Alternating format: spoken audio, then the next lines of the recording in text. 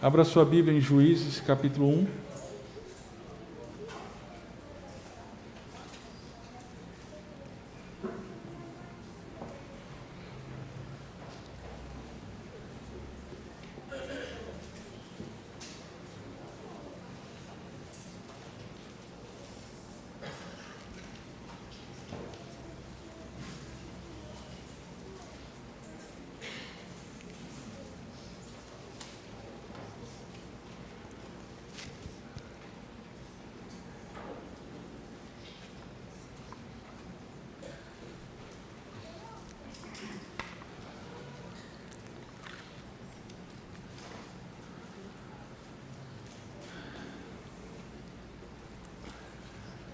Irmãos,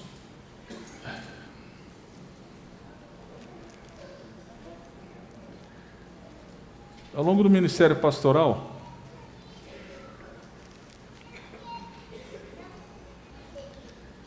nós pastores somos acusados de muitas coisas e de muitas maneiras. E uma das coisas que eu normalmente sou acusado no meu ministério é de mandar indireta no púlpito. E aqui e acolá eu preciso dizer o que eu vou dizer hoje. Irmão, não é indireta, é direta de Deus. É direta. Se você está aqui ouvindo a pregação, é para você. Quer que eu diga seu nome? É para você. Primeiro foi para mim, mas agora é para você. Tá bom? Eu amo a pregação lectio contínua, porque minimiza, não resolve o problema, mas minimiza o problema dessa acusação. E esse é um texto que você vai dizer, é por conta de hoje de manhã. Não, querido. Essa pregação está preparada há meses. Eu não fazia ideia do que ia acontecer hoje pela manhã. Depois vocês conversam. Mas se quiser perguntar para mim, pergunte, por favor, é melhor. Mas Juízes, abra sua Bíblia em Juízes capítulo 1, verso 19.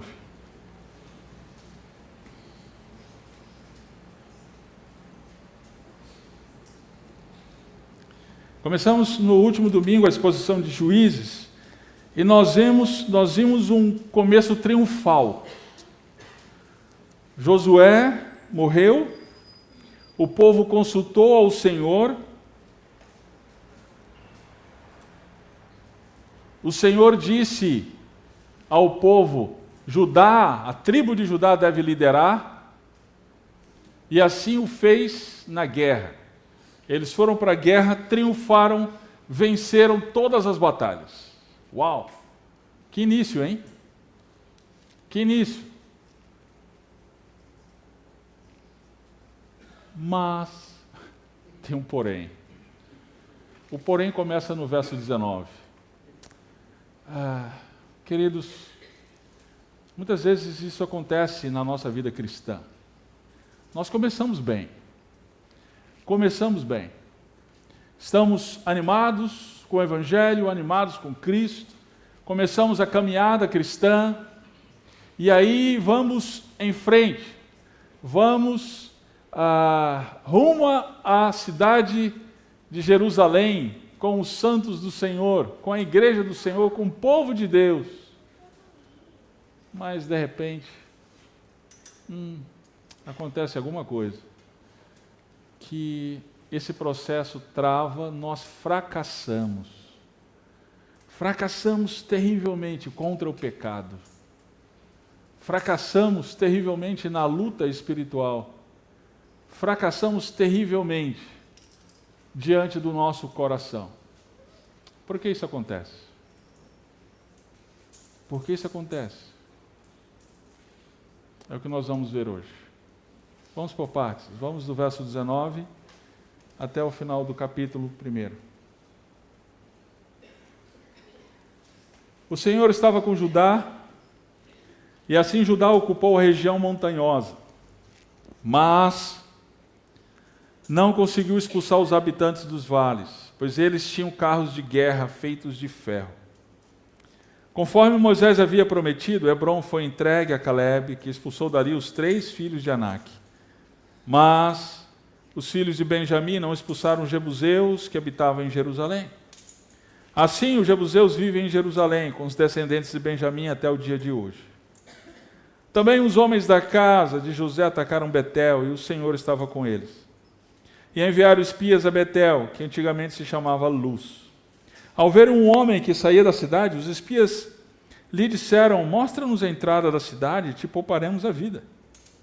O homem lhes mostrou a entrada da cidade e eles a derrotaram ao fio da espada.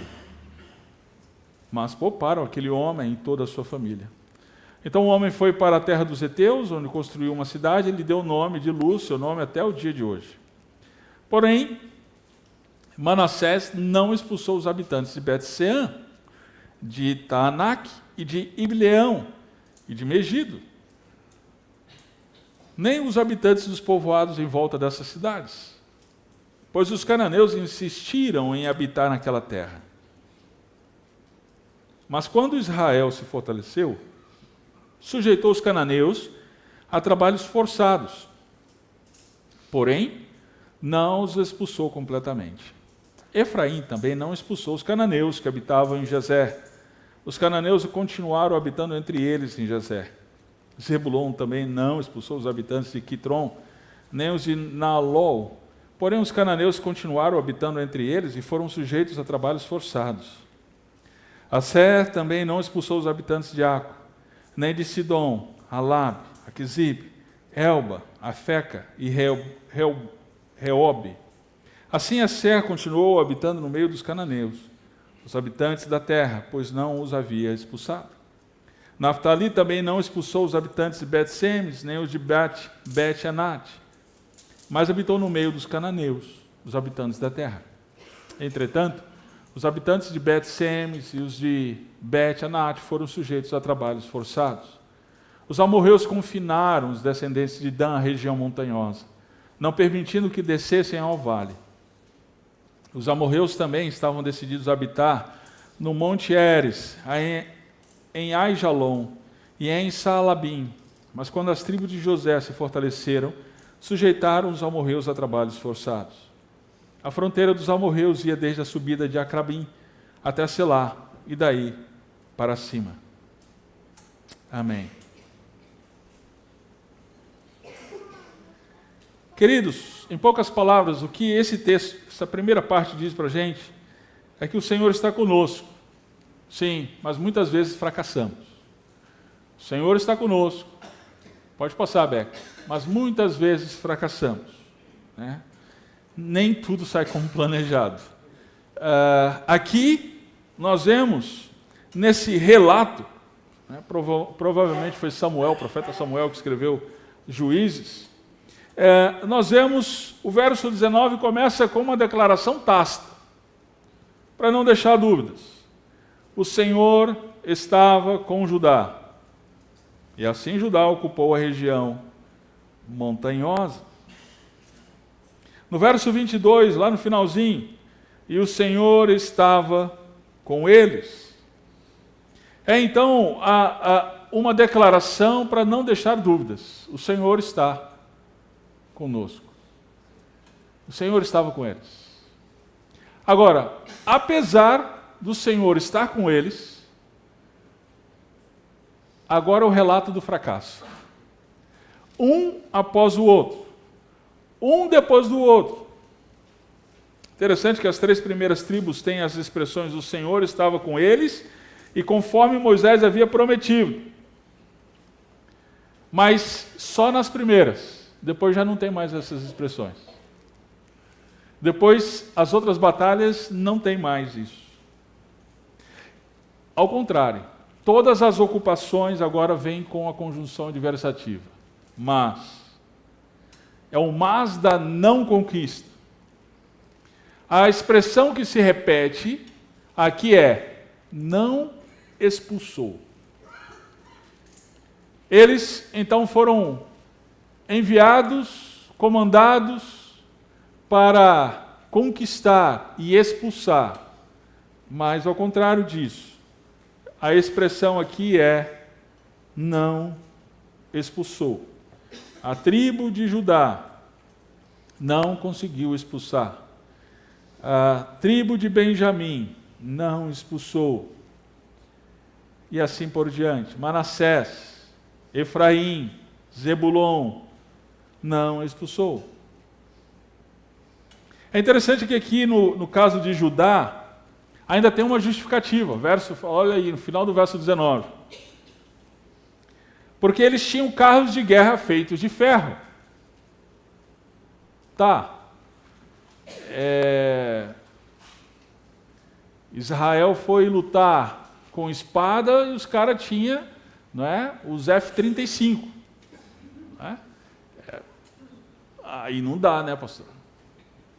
Faz sentido, tem toda uma lógica. Não é?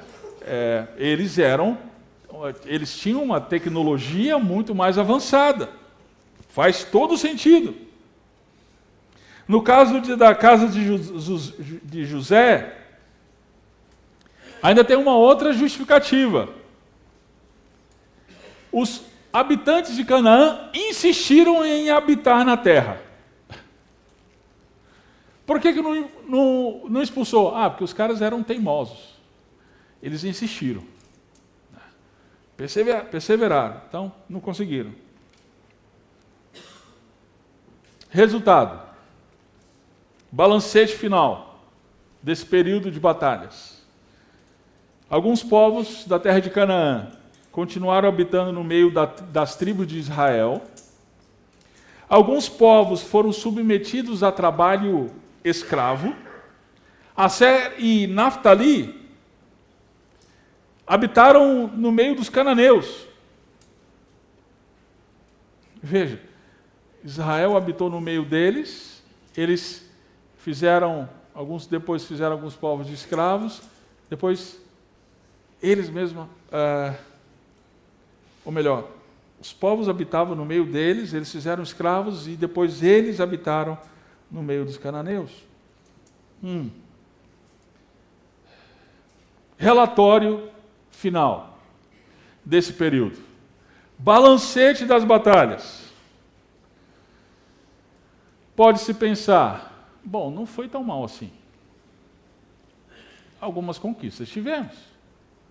Não foi tão ruim.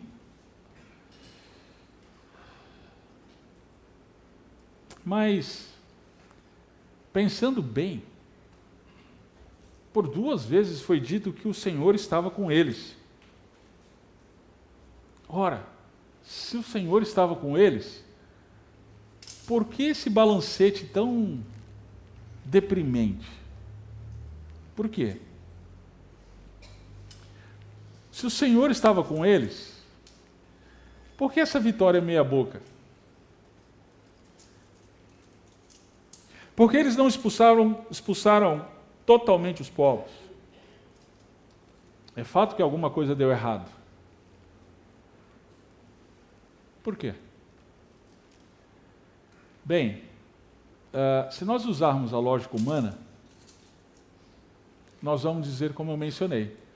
Os povos tinham maior tecnologia, os povos tinham talvez maior estatura, maior capacidade. De toda forma, à medida do possível, nós nos fortalecemos e escravizamos os povos. Essa é a lógica humana. Querido, quando nós usamos a lógica humana para avaliar o nosso próprio coração, quando nós usamos a lógica humana para avaliar a nossa própria intenção, para avaliar a nossa própria vida espiritual, a gente não chega nas respostas. A gente não chega na realidade. Nós precisamos da palavra de Deus. Nós precisamos que Deus se revele a nós. E Ele fez isso através das suas Escrituras. Para mostrar para a gente o nosso pecado. Para mostrar para a gente aonde nós estamos errando. Porque o nosso coração, ele é desesperadamente pecador. Nós precisamos do Senhor. E é exatamente isso que acontece. Vamos lá, capítulo 2, verso 1 As 5. O anjo do Senhor subiu de Gilgal a Boquim e disse: Eu vos tirei do Egito e vos trouxe para a terra que prometi a vossos pais com juramento. E vos disse: Nunca desfarei minha aliança convosco. E vós não fareis aliança com os habitantes desta terra. Pelo contrário, derrubarei os seus altares. Mas não obedecestes à minha voz. Por que fizestes isso? Por isso eu disse: Não os expulsarei da vossa presença, mas serão vossos adversários, e os deuses deles serão uma armadilha para vós. Depois que o anjo do Senhor falou isso a todos os israelitas, o povo chorou em alta voz. Por isso chamaram aquele lugar de Boquim, e ali ofereceram sacrifícios ao Senhor.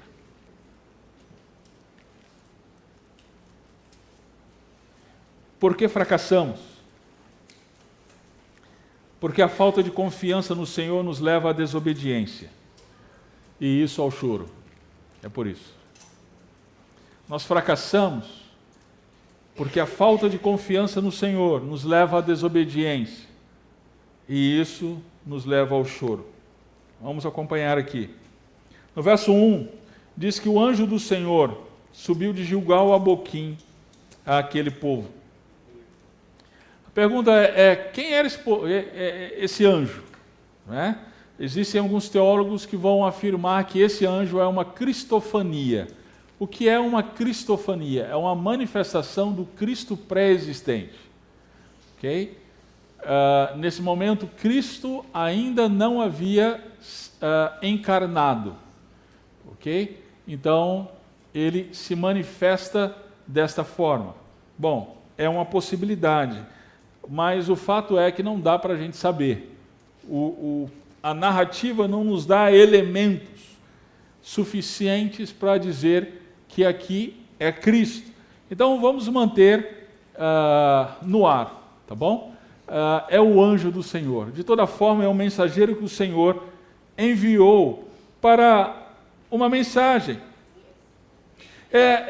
Esse anjo ele é mencionado lá em Êxodo, quando o povo de Israel estava saindo do Egito, esse anjo estava acompanhando o povo. É mencionado em Êxodo 14, Êxodo 23, depois você pode dar uma olhada nesses textos. O fato é que o fracasso de Israel levou Deus a enviar esse anjo e, através do anjo, confrontar o povo. Confrontar o pecado do povo. Queridos, somente a palavra de Deus, ela mostra para a gente o nosso pecado. Somente a palavra de Deus, ela é um espelho que mostra para a gente aonde nós estamos errando. O salmista, no Salmo 19, verso 2, ele diz: quem pode discernir os próprios erros? Sabe por que Davi perguntou isso? É porque aos nossos próprios olhos nós somos bons. Porque aos nossos próprios olhos nós temos razões suficientes para agir como nós agimos. Aos nossos olhos nós somos vítimas. Vítimas da atrocidade dos outros. Vítima do pecado dos outros. Mas nós, a culpa é sempre da esposa. A culpa é sempre do marido. A culpa é sempre do pai e da mãe, do avô, de Pedro Álvares Cabral. A culpa é sempre do outro. A culpa nunca é nossa. Então, a palavra de Deus, ela mostra o nosso erro. É exatamente aqui que Deus está fazendo através do seu anjo. Ele envia o seu anjo para mostrar ao povo: olha, vocês fracassaram e eu vou agora mostrar para vocês por que vocês fracassaram. Vocês fracassaram nas campanhas militares, nas guerras, nas batalhas, e eu vou mostrar qual é o pecado de vocês. Nós vamos acompanhar. É curioso que no verso 1 diz que o anjo subiu de Gilgal a Boquim. A gente faz uma leitura rápida e a gente não, se a gente faz isso, a gente não percebe os detalhes. Por quê? O anjo não vem do céu para a terra? Por que de Gilgal para Boquim? Qual que é o ponto aqui? Bom, em Josué capítulo 4, mostra para a gente um momento em que o povo de Israel passou o rio Jordão. Moisés havia falecido, e aí Josué então pegou o bastão da liderança e seguiu o povo na conquista. Estava então prestes a ir para Jericó. Antes, então eles passam de uma forma milagrosa. Os sacerdotes, no momento em que eles pisam na água, a água então ela é interrompida e o povo de Israel então passa a seco. Quando ele está passando a seco, Josué pega as pedras, ou melhor, ele manda cada líder de cada tribo pegar pedras, 12 pedras, do meio do rio. E aí eles levam as pedras para depois do rio, e aí eles fazem um monumento. Colocam uma pedra em cima da outra, e lá eles fazem um monumento. Sabe qual é o nome do lugar que eles fizeram esse monumento? Gilgal. Gilgal. Por quê? Era uma lembrança de que Deus, Ele é todo-poderoso, não independente das circunstâncias, independente dos desafios, Ele cumpre a vontade dEle. O nosso inimigo pode ser o maior que for, mas Deus opera milagres por meio da sua graça em favor do seu povo. Essa era a lembrança de Gilgal. Então, através dessa lembrança, o povo de Israel deveria, então, diante dos novos desafios dos gigantes de Canaã, dos povos com maior tecnologia, eles deveriam lembrar-se de que Deus, Ele opera milagres.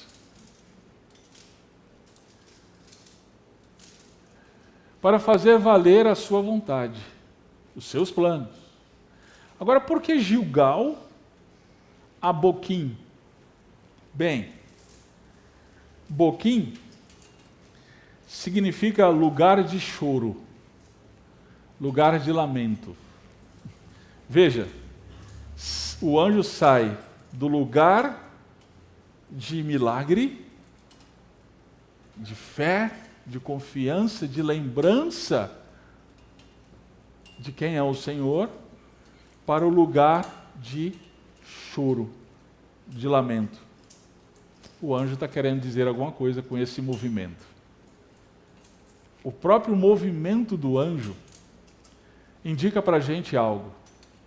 E ele vai dizer com todas as letras para ficar bem claro. Acompanhe. Capítulo 2 de Juízes, verso 1. Eu vos tirei do Egito. O anjo está falando em nome do Senhor. Primeira coisa, não foi Moisés, não foi Josué, não foi Faraó, não foi quem quer que seja, não foi a vossa força, não foi a sua tecnologia, não foi sua sabedoria, não foram as circunstâncias, foi eu, foi o Senhor que vos tirou da terra do Egito. E eu trouxe vocês para a terra que eu prometi a vossos pais com juramento. Ou seja, eu cumpri a promessa. Está cumprida. E eu disse a vocês, nunca desfarei a minha aliança conosco. O anjo, então, ele está lembrando a Israel quem é o Senhor que os tirou da terra do Egito, trouxe para a terra prometida, cumprindo assim a sua promessa. Por quê? Porque Ele é fiel. Ele não quebra a sua aliança. Ele é leal. Ora, uma vez que Deus, Ele é fiel à sua promessa, à sua aliança, então nós devemos confiar nele. Eles deveriam confiar nele. Aí a gente volta para o verso 19. Vai lá, capítulo 1, verso 19. Diz: o Senhor estava com Judá, e assim Judá ocupou a região montanhosa. Mas não conseguiu expulsar os habitantes dos vales, porque eles tinham carros de guerra feitos de ferro. Eles não conseguiram expulsar os habitantes, porque eles tinham carros de guerra feitos de ferro. Peraí, mas o que são carros de guerra feitos de ferro diante do Deus que abre as águas?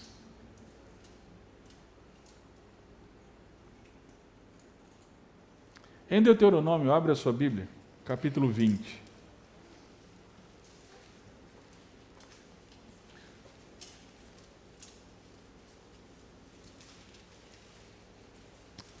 Deuteronômio, capítulo 20, verso 1.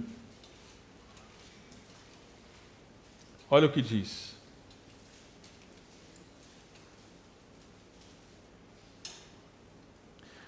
Quando saíres para a batalha contra teus inimigos, olha aí. Quando saíres para a batalha, Deus está falando com o seu povo por meio de Moisés. Quando vocês saírem, quando vocês estiverem lá em Canaã, vocês saírem para a batalha. Esse é o momento? É o que está acontecendo. Quando vocês saírem para a batalha contra os teus inimigos, e vocês virem o quê?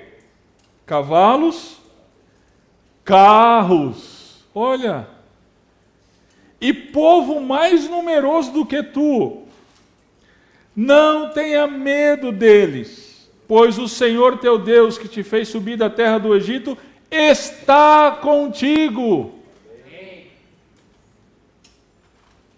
Quando estiveres então para entrar na batalha, o sacerdote se aproximará e falará ao povo: ouvi, ó Israel, estais hoje para entrar na batalha contra os vossos inimigos. Não se desencoraje o vosso coração, não tenhais medo, nem tremais, nem vos aterrorizeis diante deles, pois o Senhor vosso Deus é quem vai convosco batalhar por vós contra vossos inimigos para vos salvar. O que Israel não fez foi confiar no Senhor. Israel não confiou no Senhor. Queridos, desde o Antigo Testamento, a nossa relação com o Senhor é baseada em fé, em confiança. Deus se agrada daqueles que nele confiam. Ele é galardoador daqueles que nele confiam. O povo de Israel deveria ter confiado, deveria crer. Queridos, a nossa salvação ela é baseada em fé. O fundamento da nossa salvação é a fé em Jesus Cristo. Nós só somos salvos, não pelo nosso esforço, não pela nossa capacidade, mas pela fé nos méritos de Jesus Cristo. Ele sendo Deus, Ele se fez homem, morreu, ressuscitou. E quando nós cremos no sacrifício dEle e na ressurreição dEle, então nós somos salvos. Isso é confiança nele. Não, nós não podemos fazer como Israel e confiar na nossa capacidade, na nossa força. Nós devemos confiar em Deus.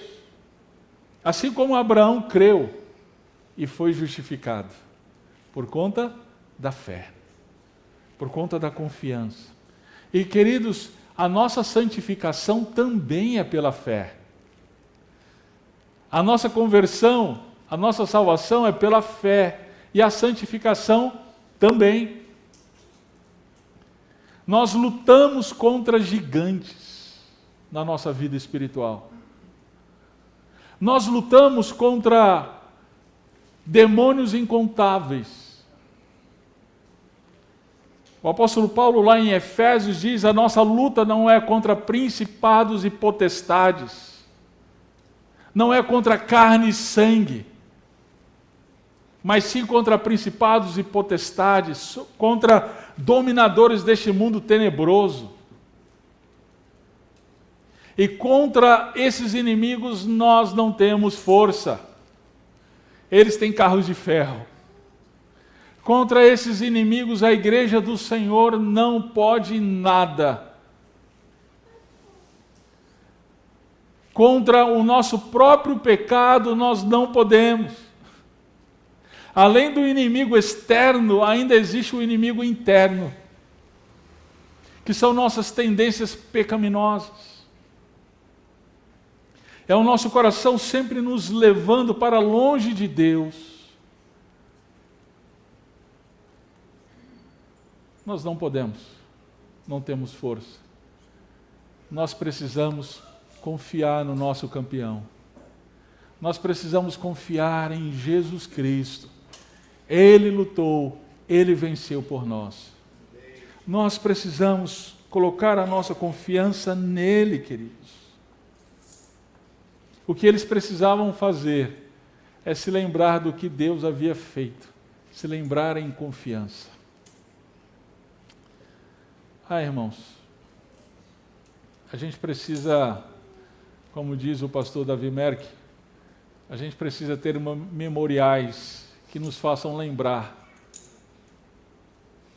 da ação de Deus na vida da gente. Você tem memorial assim na sua casa? Se você for lá na minha casa não tem nada de clean, não tem nada de minimalista. A minha casa é cheia de memoriais. Um deles é um farol. Nós fomos no começo do ano, no litoral de São Paulo, em Ubatuba.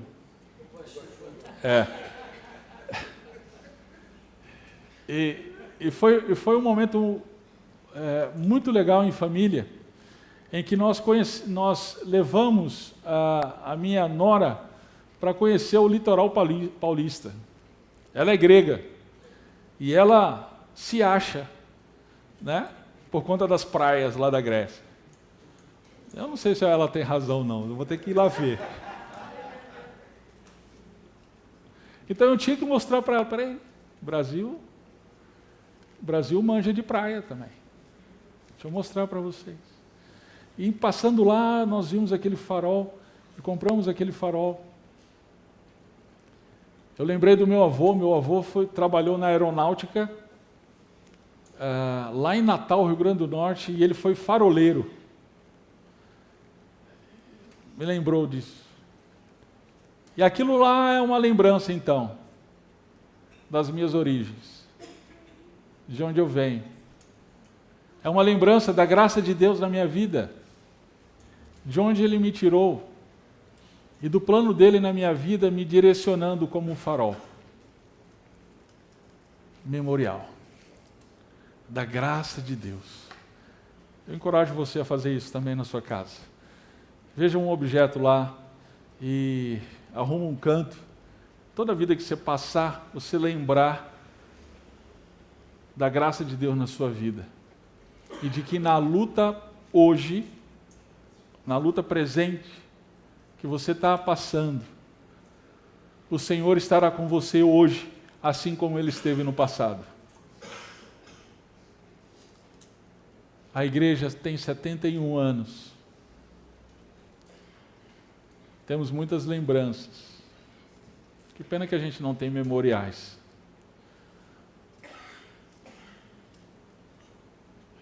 A gente precisa lembrar que já passamos por muitos desafios, já passamos por muitas dificuldades, mas o Senhor sempre esteve conosco. Amém. Ao longo de todos esses anos, O Senhor tem estado com a sua igreja e vai continuar estando. O Senhor está conosco. Essa é a exortação do anjo para o povo. Vocês estão esquecendo que eu sou o Deus que nunca desfarei a minha aliança? Ou sou o Deus que tirou vocês do Egito e trouxe vocês para cá? Eu sou fiel. Meu querido, nós não precisamos esquecer que o nosso Deus é fiel. E aí ele continua, verso 2. Diz: e vós não fareis aliança com os habitantes desta terra. Pelo contrário, derrubareis os seus altares. Mas não obedecestes à minha voz. Por que fizestes isso?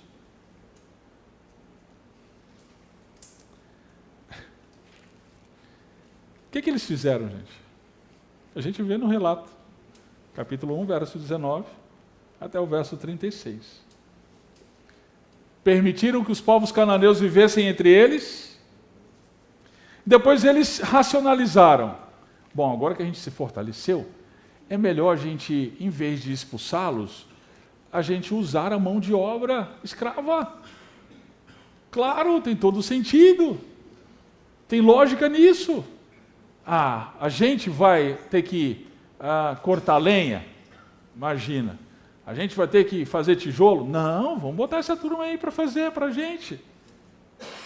Faz sentido, não é? Por fim, eles viveram entre os cananeus. Queridos, o sucesso parcial deles, ou melhor, o fracasso, se deu pela disposição que eles tiveram de não obediência. Disposição em desobedecer. Ao contrário, fazer alianças. Fazer acordos, fazer concessões. A questão, então, que o anjo traz é a obediência. Vocês não obedeceram a minha voz, não obedeceram a minha palavra. Que palavra? Deus havia dito, então, quando chegarem em Canaã, expulsem os povos. Eles não obedeceram. Por que eles não obedeceram? Porque não confiaram. A falta de confiança nos leva à desobediência. Então, cada tribo foi abrindo mão do padrão de Deus. Foi abrindo mão da palavra de Deus. Queridos, nós estamos numa guerra espiritual. E nós precisamos tomar cuidado com as concessões que nós fazemos. Nós precisamos tomar cuidado com aqueles pecados que nós guardamos no nosso coração. Nós precisamos tomar cuidado com as alianças que fazemos com o mundo. Com as alianças que nós fazemos com ídolos. Eles olharam para os ídolos daquelas nações e eles cobiçaram. Pastor, peraí, mas a gente é evangélico. A gente não tem ídolo. Será? Querido, o ídolo é tudo aquilo que não é Deus e que nós nos prostramos com o pensamento de que se nós não tivermos aquilo, nós morreremos. A nossa vida não faz sentido. Aí, meu caro, tudo pode ser um ídolo. Por exemplo, se você, mulher, você pensar do seu marido assim: se o meu marido morrer ou me deixar, eu morro. Quem sou eu? Eu não sou ninguém sem ele. Tem alguma esposa pensando assim? Eu duvido. Não precisa responder. Não precisa responder. Melhor não. Tem marido que fala em relação à esposa também. Ah, ô glória.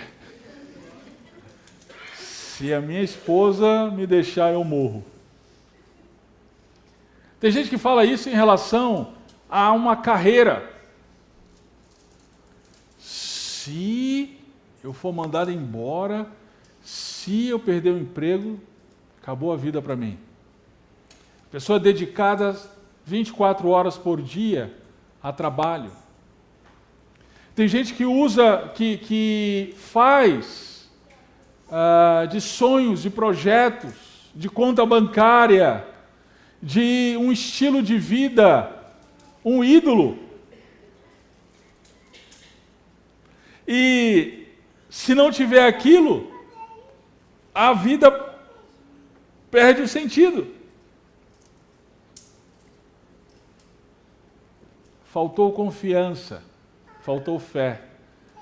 E isso os levou à desobediência, a fazer concessões, abraçando os ídolos daquelas nações. Todas as vezes que nós abraçamos ídolos, todas as vezes que nós deixamos pecadinhos escondidos no nosso coração, são ídolos que nós estamos abraçando. E isso é desobediência. E isso nos leva ao choro. Olha o que o anjo diz. Por isso eu disse, verso 3, não os expulsarei da vossa presença, mas serão vossos adversários, e os deuses deles serão uma armadilha para nós, para vós. Olha o que o anjo diz aqui, gente. Os deuses deles serão uma armadilha para vós. Deus disse, expulsem os povos. Então era para eles só levantar a espada, só vai lá e levanta a espada. Aí Deus disse, eu expulsaria. É o que Deus faz com a gente. Só levanta a espada e Deus faz o resto. O Senhor luta por nós. Mas eles não confiaram. Ora, se eles não confiaram, eles desobedeceram, abraçaram os ídolos, e agora o anjo diz, agora eles vão ficar entre vocês, e o ídolo deles vai ser uma armadilha, ou seja, vai ser um tropeço. Queridos, o maior castigo que Deus nos dá é fazer o que a gente quer. Eu vou repetir. O maior castigo que Deus dá para a gente é fazer o que a gente quer. Você sabe o que é inferno? Qual é o conceito de inferno? Inferno é um lugar. Eu sei, tem teólogo aí, liberal, dizendo que inferno não existe. Mas eles jogaram a Bíblia fora. A palavra de Deus diz que sim, existe inferno. É um lugar. Mas, mais do que o lugar, inferno é a ausência de Deus. E por que as pessoas são mandadas para o inferno? Porque elas passaram a vida dizendo, não quero Deus. Então Deus dá o que elas querem. Você não quer Deus? Então está aí. Eu te dou um lugar que não tem Deus. É o que o anjo está dizendo aqui. Vocês querem os ídolos? Ok, vocês vão ficar com os ídolos. Só que eles vão ser um tropeço para vocês. Queridos, nós precisamos pedir a misericórdia do Senhor para que Ele não nos dê o que a gente quer. Nós precisamos muitas vezes pedir para Deus, Senhor, que a Tua graça me proteja do meu coração. Que a Tua graça me proteja dos meus desejos, dos meus sonhos mais secretos. Que eu não tenho coragem de dizer para ninguém. Que o Senhor me proteja de mim mesmo. E aí, queridos, quando eles ouviram a palavra, qual foi a reação deles? Verso 4. Depois que o anjo do Senhor falou isso a todos os israelitas, o povo chorou em alta voz. Foi por isso que aquele lugar foi chamado de Boquim. Lugar de choro, lugar de lamento. Sim, queridos, o pecado leva ao choro.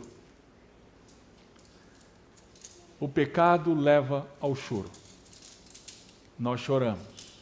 Mas esse choro aqui foi interessante. O que eles fizeram logo em seguida? Ofereceram sacrifícios ao Senhor. O que é isso? Adoração. Eles creram na palavra do anjo. Eles creram na exortação do anjo. É o que a gente precisa fazer. Quando nós nos afastamos da palavra, quando nós deixamos nos levar pelos ídolos, quando deixamos de confiar no Senhor, quando desobedecemos o Senhor e a sua palavra, sendo exortados pela palavra, nós devemos chorar. E que seja um choro de arrependimento real. Um choro em que nós nos derramamos completamente. Dizemos, minha culpa, minha máxima culpa.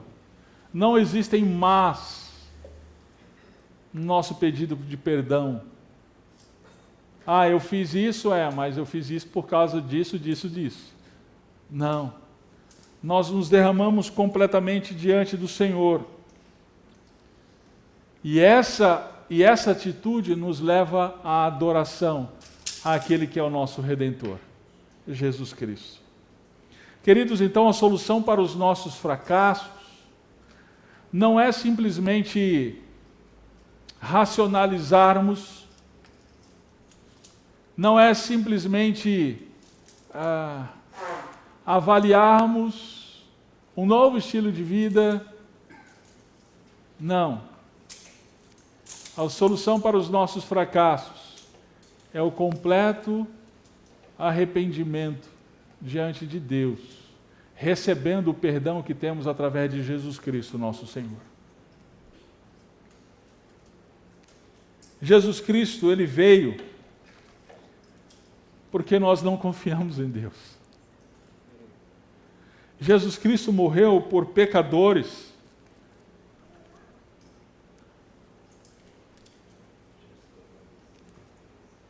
que se rebelaram contra o Senhor, se afastaram do Senhor, se esqueceram do Senhor. Então Jesus Cristo, sendo a palavra viva, Ele se fez carne, habitou entre nós, morreu e ressuscitou.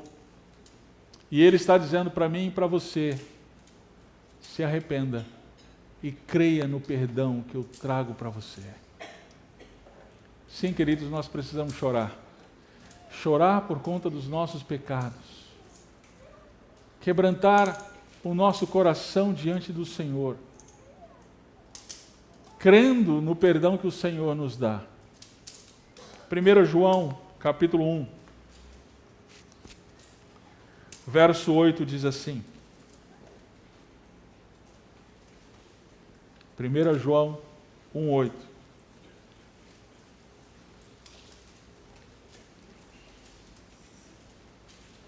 Se dissermos que não temos pecado algum, enganamos a nós mesmos, e a verdade não está em nós. Se confessarmos os nossos pecados, Ele é fiel e justo para nos perdoar os pecados e nos purificar de toda injustiça. Se dissermos que não temos cometido pecado, nós o tornamos mentiroso e sua palavra não está em nós. Meus filhinhos, eu vos escrevo essas coisas para que não pequeis. Mas se alguém pecar, temos um advogado junto ao Pai, Jesus Cristo justo. Ele é a propiciação pelos nossos pecados, e não somente pelos nossos, mas também pelos pecados de todo mundo. Amém. Sim, cada um de nós é como aquele povo lá em Boquim, que foi a luta, foi a guerra, baseada baseados em sua própria capacidade, e por isso fracassamos. Mas Jesus Cristo justo, Ele veio para nos resgatar dos nossos pecados. Acontece que na vida cristã, nós temos a tentação de voltar a confiar em nós mesmos. Confiar em nossos méritos, confiar em nossa capacidade de vencer o mal, vencer o pecado. Aí nós fracassamos. Mas que esse fracasso seja, querido, força para você lembrar-se de Jesus Cristo. Que o meu, o seu, o nosso fracasso seja uma força poderosa para nos levar aos pés do Senhor Jesus Cristo, rogando em alta voz: Jesus, filho de Davi, tem misericórdia de mim, pecador. Jesus, filho de Davi, tem misericórdia de mim, pecador. Jesus, filho de Davi, tem misericórdia de mim, pecador. Você só vai entender o Evangelho quando você entender o tamanho do seu pecado. E aí, quando você se desesperar de você mesmo, você vai correr para a cruz e você vai dizer: bendito o que vem em nome do Senhor. Bendito seja o Senhor Jesus Cristo, o meu Salvador, o meu Redentor. Vamos orar.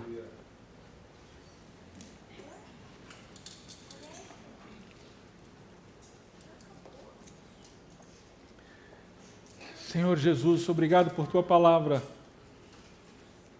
Obrigado porque o Senhor não nos deixa à mercê do nosso próprio coração,